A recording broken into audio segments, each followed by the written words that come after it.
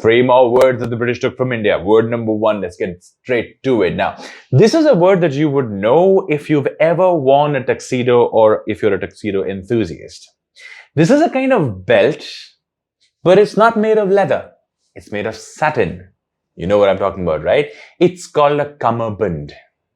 Now, kamarband comes from the Hindi concept of kamarband. Kamar is waist, band is to tie, and therefore something that ties the waist around is a kamarband. Cool, right?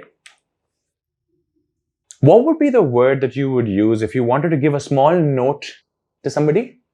A small note, piece of paper, note, not a currency, just a note, handwritten note. That word comes from the Hindi word for letter. The Hindi word for letter is chitti. The word that we're looking for, that the British took away from us, is the word chit. C-H-I-T. Chit comes from chitti. You did not know that. Be honest about it. You did not know that. Logophilia taught you that. Coming to word number 3. What do you call a kind of cat, a big hunting cat that is characterized by stripes? Stripes in Hindi is called chitti, and that brings us to the world's fastest animal. You guessed it, the cheetah comes from chitti.